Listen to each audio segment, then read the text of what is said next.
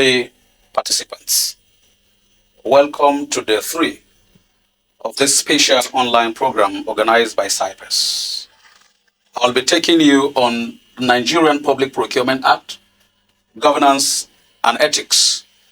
On the slide before you, the name of the facilitator is Dr. O. Auli. But he is not the person before you. I am Dr. Mathew Atonko. And in this session, we will explore these 7 items. We'll begin by looking at the meaning of governance. We'll consider the concept of corporate governance. We'll define the concept of ethics.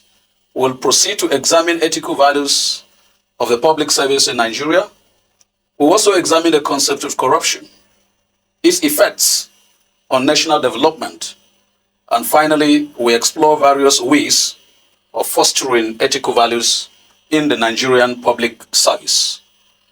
It is expected that by the end of this session, you should be able to learn the act of good governance and the impact of good ethical values on societal development. You also do a research and evaluate responsibilities of governance and how they are operating in complex environments.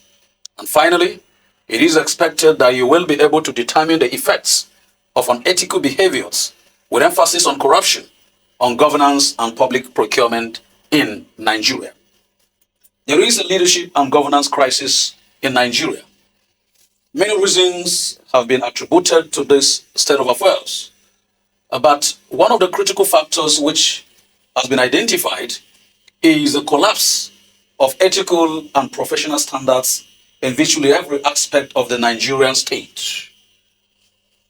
And a few examples will justify this standpoint. It is the collapse of professional and ethical standards in the Nigerian armed forces, for instance, that resulted in the various military coups which we had in the past. These coups adversely affected the Nigerian state. The collapse in the ethical and professional standards in virtually every aspect of the Nigerian society has also accounted for the near collapse of the educational system, the increased wave of criminality, the decadence in the health sector, and the pervasive culture of greed, indiscipline, corruption in the public sector. The effect of compromising ethical standards is that everybody in the society becomes the ultimate loser. And a very few examples will justify the fact that all of us in the end are losers. For instance, every time a police or public officer receives bribe to cover up an issue, it encourages disobedience to law, which ultimately fuels the breakdown of law and order. When a health professional divert medical supplies from public institutions where they are to be administered to the sick, such public or health professional may benefit from ill-gotten wealth, but their action tend to increase health-related problems in the society and impact negatively on national productivity and development. Public service officers who engage in over-invoicing, in connivance with contractors to loot public treasury, are diverting resources which should have been used to provide social and economic infrastructure meant to improve the living standards of the citizen. An executive officer or manager who engages an unqualified staff as a typist causes more harm than good to his organization. And we can go on and on in examining the impact, negative impact of the collapse of ethical and professional standards on the quality of governance in Nigeria. At this point, I want us to look at the concept of governance. Governance is generally concerned with the manner in which power is exercised in the management of a country's socio-economic and political resources. It involves processes, activities, events, and happenings in the society that can enhance or impede service delivery. It loses its essence, that is governance, if it fails to engender growth, development, improvement, and social welfare of the citizenry. Debate on governance has always been heated as to whether there is what is called good governance or bad governance. But what we all pray for and long for is good governance, which has always been linked to democratic governance, exemplified by absence of certain negative parameters like collapse of ethical and social professional standards. Good governance is the exercise of political power to promote the public good or welfare of the people. It entails the effective process of leading the society with the capacity of those concerned to deliver services in terms of policy formulation and implementation, all geared towards improving the living condition of the ordinary people. Some of the features of good governance include participation, which is concerned with involving the citizen in formulating, implementing, and evaluating policies that affect them. Transparency is another good feature of good governance, and it implies openness, communication, and accountability. Apart from participation and transparency, we also have responsiveness. Responsiveness as another feature of good governance. And by responsiveness, we mean that policy decisions must respond to popular needs and expectations of the people. Effectiveness and efficiency is another quality of good governance.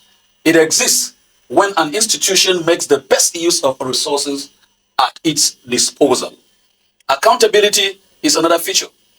It is linked with performance of assigned tasks, which could be financial, administrative, political, or otherwise. It ensures that those who are entrusted with power must exercise them, must show that they have exercised their powers and discharge their duties properly. Accountability can also be looked upon as account giving. In Nigeria, the Constitution has prescribed ethical codes that should make the public servants accountable to the public and the society at large. Some of these features will examine them in details in the course of this interaction. Another feature of good governance is rule of law. There can be no good governance where law is not given its place. And rule of law is the legal framework which requires impartial protection of human rights, particularly rights of the minorities. It is the enforcement of laws which requires an independent judiciary and incorruptible police force to guarantee that basic fundamental human rights are given a place. And the Nigerian Constitution, for instance, has prescribed in its Chapter 4 the fundamental human rights which citizens are required to enjoy as prerequisite for good governance. And once these rights are not really given a place in the society, it cannot be said that there is good governance. Good governance must also be consensus-oriented, meaning that the harmonization of the varied interests of the people by the political leadership or those who are in authority. The nation must therefore reach broad-based consensus on the best interests of the whole community and how it can be achieved. Where there is good governance, there must also be equity and inclusiveness, meaning that all citizens must, whether rich or poor, must be considered equal before the law and must be allowed to realize their individual capacity without regard to their race, without regard to their gender, ethnic, and religious background. I expect that you should interact on these questions from the general overview of governance that we've given. Try to look at governance using views of different authors. You should also list and explain the features of good governance known to you. You examine the benefits associated with good governance in any given society, and you should also interact on the effects of bad governance on any administration of your choice in Nigeria. The next issue or aspect of this presentation is the concept of corporate governance. And these are some of the learning objectives. When we talk about corporate governance, we mean that business ethics should be applied to the organizational field. Business ethics which apply to organizational fields. It refers to human quality, the excellence of people, their actions within the framework of their capabilities. Corporate governance ensures that good business conduct practices are embodied in its code of ethics so that when they are observed, they can benefit the shareholders, the company as a whole. Corporate governance is defined as a system by which companies are directed and controlled as embodied in the so-called codes of good governance. And it is done to guarantee investors that their investor resources are managed to achieve profitability and efficiency. The purpose of corporate governance is to provide a solution to the external problem of conflict between shareholders and the management level of a company. What is the structure of corporate governance? The structure specifies the distribution of rights and responsibilities among the different participants in the corporation, such as the board of directors, the managers, shareholders, and other interested parties. And it also details the rules and procedures for making decisions on corporate matters. The principles of corporate governance include protecting the rights of shareholders and ensuring equitable treatment for all of them, having the opportunity to obtain an effective compensation, form of damages for violation of the shareholders' rights, recognizing the rights of interested third parties, and promoting active cooperation between them and societies in the creation of wealth, the generation of jobs, and the achievement of sustainable financial enterprises. Informing shareholders adequately and on time of all the relevant matters of the company, be them financial situation, performance, shareholding, and its administration. And also having strategic guide for the company and effective monitoring of management by the board of directors.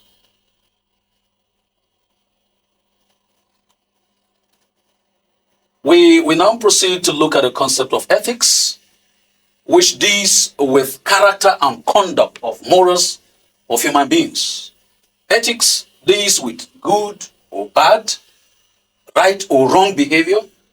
It also evaluates conduct against some absolute criteria and puts negative or positive values on them.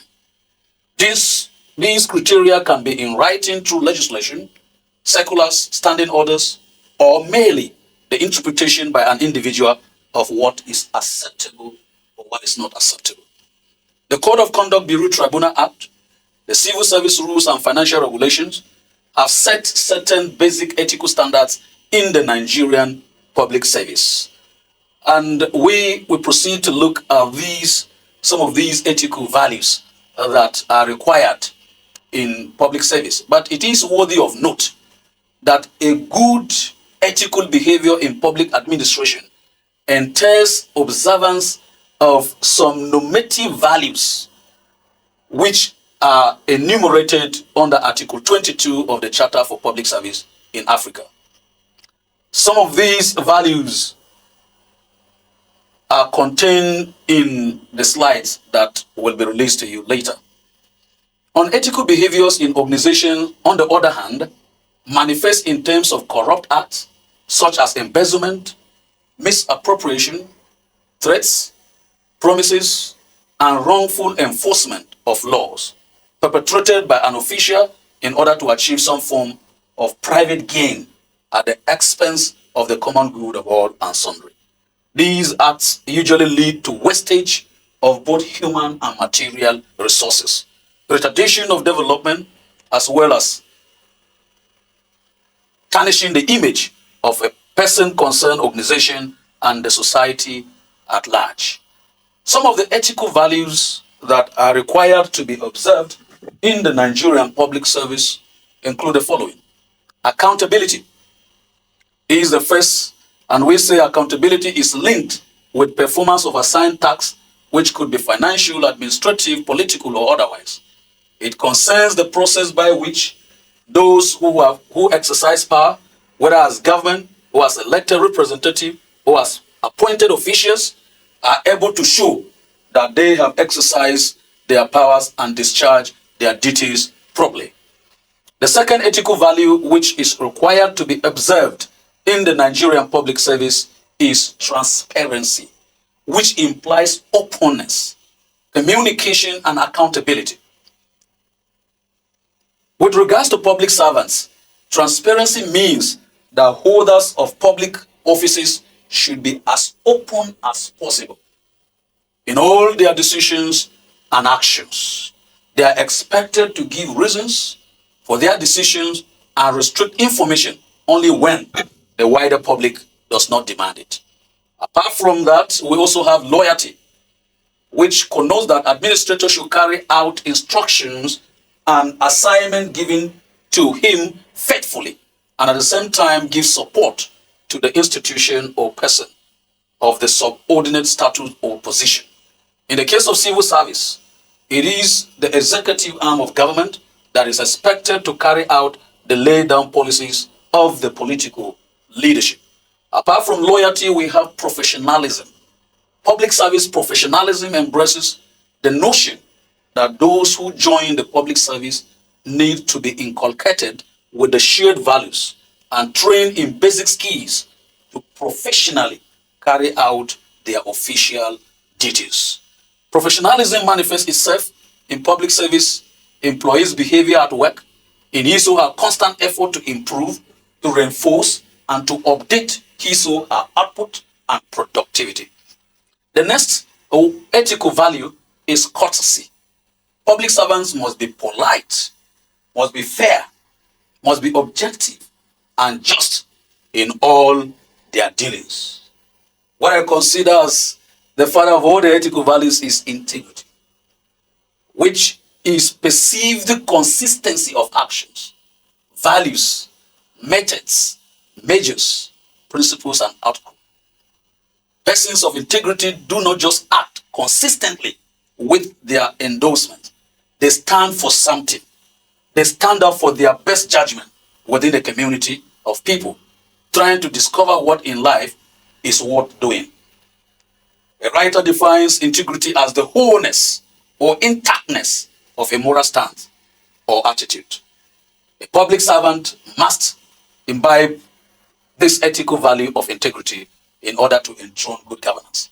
Confidentiality, neutrality are the other ethical values that are required in order to enthrone good governance in the Nigerian body polity. We will now proceed to look at the father of all unethical behaviors in Nigeria, and that is corruption.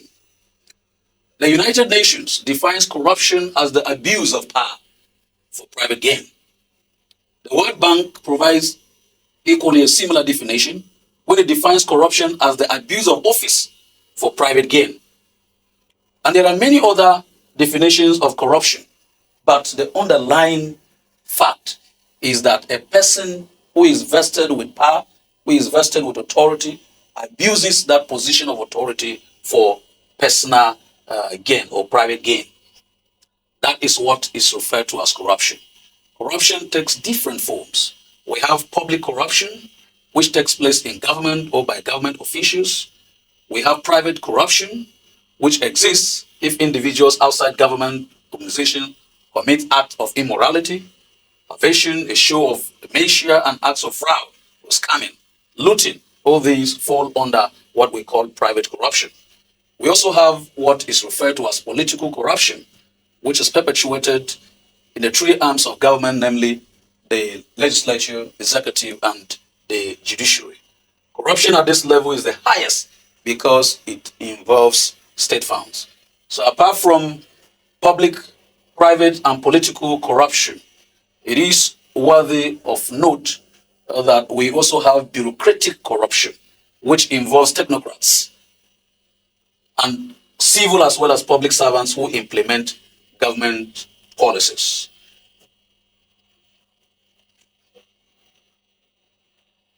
Other forms of institutional corruption include in the media and entertainment industries and even in the labor movement. The media in Nigeria, for instance, is particularly known for the graft or brown envelope syndrome, in which news report is only publishable when certain individuals or group in the society or in the story pay for such things. Even among the labor groups in Nigeria, sometimes they compromise or they are compromised by government not to embark on industrial action. So from this, you can see that corruption affects virtually every aspect of the Nigerian body politic. The next question is, what are the reasons that people give to justify violation of ethical values in Nigeria? And these reasons are classified into political reasons, economic, and social reasons. So the first, we have political factors. In place, and some of these political factors include that people today go into politics majorly for personal gains, and there many ethical values are not actually respected. There is lack of national political culture, which guarantees political leadership safety. And so those who find themselves in power try their best to perpetuate themselves there in office or to rig election to find their way. And this erodes the cherished ethical values of our own society. Apart from political factors, which take different form, our concentration of powers and resources, the issue of lack of national unity, all these fall under political factors. And also existing constitutional provisions are amended to enable politicians, sometimes amended to enable politicians to perpetrate their heinous administrative crimes and many other factors.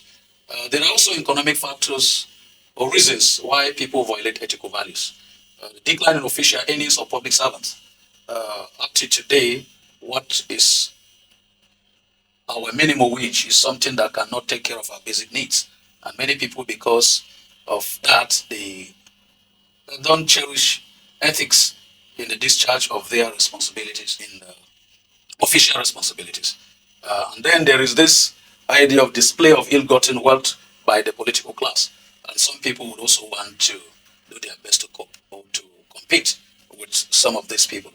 Then we also have socio-cultural factors, the influence of extended family connections, which usually overstretches one's salary, especially the salary of public servants. Then because of that, most public servants begin to look for extra means for survival through unethical ways. The influence of polygamy also compels many public servants to indulge in unethical behaviors to enable them meet their family obligations.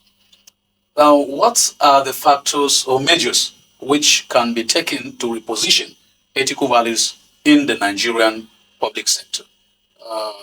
Here I have use of media houses for campaign. We also use some agencies and specialized bodies to check on ethical behaviors in the public sector. Tribunals and specialized committees should also be established to check corruption. For instance, we have in place Code of Conduct Bureau, a Public Complaints Commission. We have the Corrupt Practices Bureau, and the rest of other bodies. These codes usually require public servants not to allow their personal interests to conflict with their official obligations. And the provisions of these codes should be enforced in order to put in place a regime where people will take ethical values very seriously. There are many effects of corruption on public procurement in Nigeria.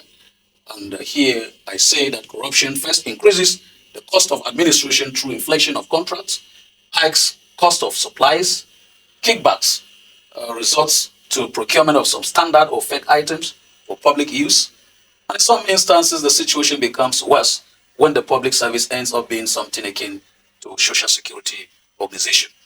The second effect of corruption on public procurement is that it undermines democratic values of trust, the credibility of government, good governance, and it distorts quality in policy making. It has weakened the efficiency and effectiveness of public service and discouraged genuine prospective investors to come to Nigeria. Corruption and mismanagement of public funds also have a direct bearing on Nigeria's collapsing infrastructure, like potable water, security, good road networks, standard education, health facilities, justice, employment, and other challenges which are interconnected. The issue of getting share of the so-called national cake through corruption has also crept into the operations of development agencies like the Lower Benue River Basin Development Authority, National Poverty Eradication Program, so that money meant for such projects are in some instances diverted to private purses, and this has adversely affected our development in Nigeria. It is said that corruption remains the biggest barrier to ending extreme poverty, and it stands in the way of progress in the development of all areas mentioned in the course of this lecture. Preventing funds from reaching healthcare and education. It also limits individual abilities to access jobs and social benefits. It corrodes systems of law, and it stops the aid working. It also affects efficient working of some of the aids that are meant for the poorest parts of the world. Corruption also diverts public resources into private pockets, and that changes the value of hard work and industry to unproductive behavior, which is dominated by excessive greed, cutting corners, sharp practices, and all kinds of illegal means to build financial empires at the detriment of others. It is important to also note that corruption is a strong factor that's led to politics becoming one of the most, you know, lucrative industries in Nigeria. This is because political offices and appointments in the public service are, as of today, seen as avenues to amass wealth rather than to render service. In conclusion, it is worthy to note that unethical behaviors and corruption have negatively affected good governance in Nigeria. There is therefore depth of resources for investment in the social, economic, and overall political development of the masses in Nigeria. So a country which is recognized as one of the richest in Africa, and indeed the whole world, paradoxically finds itself in an inglorious, unfortunate situation which has been facilitated by corruption. The question is, what is the way out? As you go through the slides, you will see some of the solutions that have been proffered. Thank you for your attention.